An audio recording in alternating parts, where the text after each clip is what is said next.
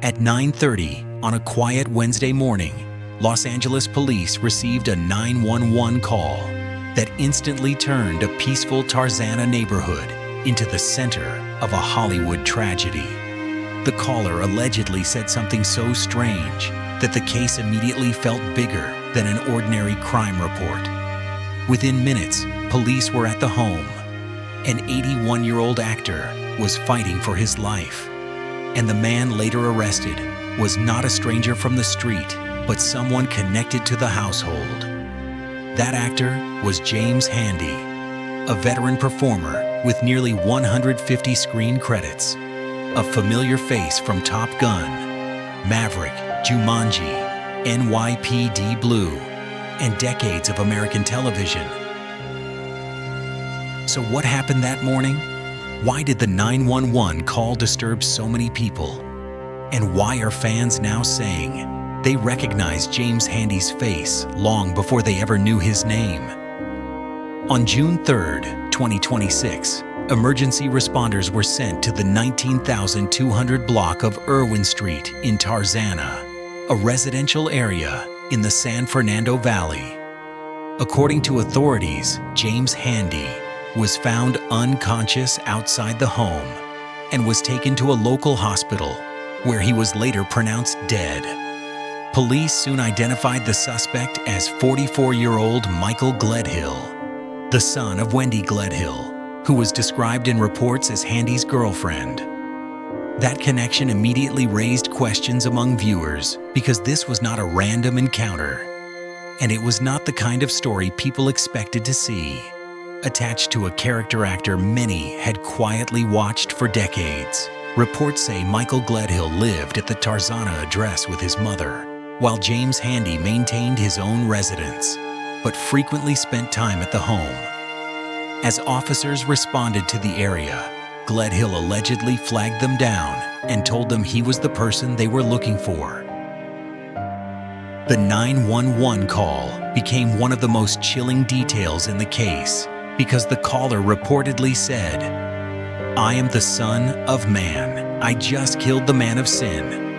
Authorities have not released a simple motive, and that absence of a clear explanation is part of what made the story feel so unsettling for many people following the case. According to reports, Wendy Gledhill told media outlets that her son had been diagnosed with schizophrenia in 2025 and had stopped taking prescribed medication about a week before Handy's death. She also said that her son and Handy did not always see eye to eye, although their relationship had generally been cordial.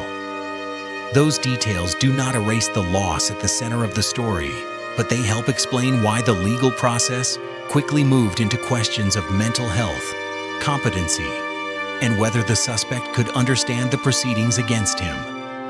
On June 5th, 2026, Los Angeles County prosecutors charged Michael Gledhill with one count of murder, with an allegation that a deadly weapon had been used.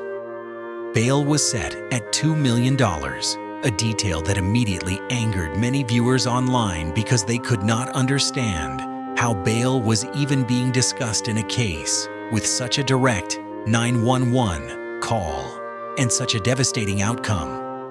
At the scheduled arraignment, the case did not move forward in the ordinary way because proceedings were suspended so Gledhill could undergo mental health evaluation.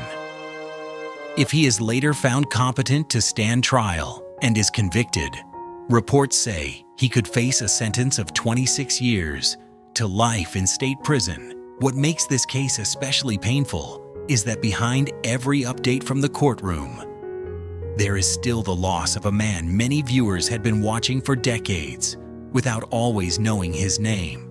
James Handy was not just another name in an entertainment news story. He was one of those actors people had seen again and again, sometimes in a courtroom scene, sometimes in a police station, sometimes behind a bar, sometimes walking into a film for only a few minutes and making the whole world feel more believable. Many fans wrote that they did not know his name, but they knew his face immediately. That is the quiet power of a great character actor. James Handy began his screen career in 1977, and over nearly 5 decades, he built the kind of resume that most working actors can only dream of. He appeared in close to 150 film and television projects, and his face became part of the background memory of American entertainment. For many movie fans, one of the strongest memory triggers is Jumanji, where Handy played Carl Bentley, the exterminator caught in the middle of a world turning strange and chaotic. For others, the connection is Top Gun, Maverick, where he played Jimmy, the veteran bartender in the same world as Tom Cruise, Jennifer Connelly, pilots, old loyalties, and familiar faces. Some viewers remembered him from The Verdict, the 1982 legal drama starring Paul Newman, while others remembered him from Taps, a film that also connected him to a young generation of actors who would later become major stars. Television fans recognized him from NYPD Blue, Alias, Profiler, Quantum Leap, Cold Case, Without a Trace, Third Watch, Law & Order, ER, Criminal Minds, and many more shows that filled American living rooms for decades. In Alias, he played CIA Director Arthur Devlin, a role that fit the calm authority he brought to so many projects. In NYPD Blue, he moved easily through the world of badges, pressure, suspicion, and hard conversations. In police dramas, legal dramas, thrillers, family films, and action movies, James Handy often played the kind of man who made a scene feel grounded the moment he appeared. He could appear as a bartender who seemed to know the whole room, a doctor carrying difficult news, a police captain holding a scene together, or an exterminator walking into chaos with the kind of ordinary confidence that made the impossible feel real. That is why the comments around his death felt different from ordinary celebrity news. People were not only reacting to the case itself, they were reacting to the sudden realization that this man had been part of their movie nights, their reruns, their childhood memories, and their old television habits for years. If you remember James Handy from Jumanji, Top Gun, Maverick, NYPD Blue, The Verdict, TAPS, or another role, share the first place you remember seeing him. A lot of fans are now saying the same thing. They may not have known his name, but they absolutely knew that face. Behind that familiar screen presence was a life shaped by much more than acting. James Handy was also a United States military veteran who served during the Vietnam era. And friends later said that his return to civilian life was not easy. Actor Dan Lauria, known to many viewers from the Wonder Years, remembered Handy as both a friend and a fellow veteran. Lauria said that Handy had a rough time after Vietnam and often credited acting as the thing that helped him keep going. That detail gives his career a deeper meaning because acting was not simply a job for James Handy. For him, performance became discipline, community, healing, and a way to rebuild a life after experiences that many people never fully understood.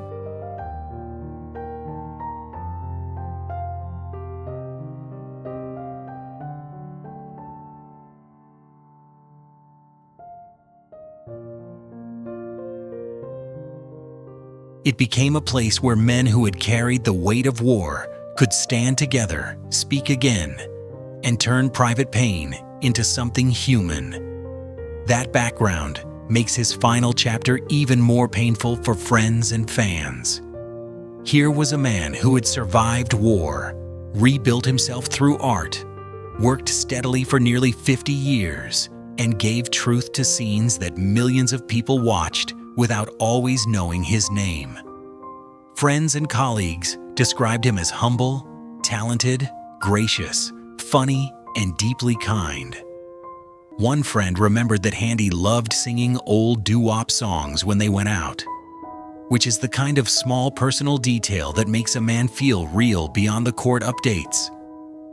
Those are the details that matter when a life is suddenly reduced to breaking news. What happened in Tarzana will remain a painful part of James Handy's story, but it should not be the only part people carry with them. Long before that morning, he had already given nearly 5 decades to film and television. He had appeared in close to 150 roles, moved through war, theater, network dramas, courtroom scenes, police stories, family films, and one late career appearance in Top Gun: Maverick that introduced his face to yet another generation. For many viewers, he was the kind of actor they recognized before they could name him. That kind of presence is quiet, but it lasts. As this case continues, many people will be waiting for answers. They will want to know what really happened inside that household, how the warning signs were missed, and how the court will handle a case shaped by grief, mental health, and accountability. More than anything, fans will hope that justice is served and that the full truth becomes clear for James Handy and for the people who loved him. It is heartbreaking that an actor who survived so much, worked for so long, and gave so many believable moments to the screen had to leave the world in such a painful way. But his work is still here. It is there in Jumanji when viewers suddenly realize they remember the exterminator.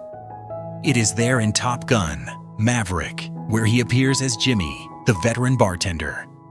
It is there in NYPD Blue, alias The Verdict, TAPS, The Rocketeer, Guarding Tess, Cold Case, Without a Trace, and all the other places where he made a scene feel more real simply by being in it. James Handy may not have been the biggest name on the poster, but he was part of the reason so many movies and television shows felt grounded, lived in, and true. For viewers who grew up with these films and shows, his face belongs to that special group of actors we do not always look up to right away, but somehow never forget. If this story brought back a memory, tell us which James Handy role you remember most and where you first recognized his face. Was it Jumanji, Top Gun, Maverick, NYPD Blue, Alias, or one of the many shows where he quietly made the story stronger? For more updates on Hollywood classic actors and the familiar faces who shape generations of film and television, visit our channel and keep watching the next videos.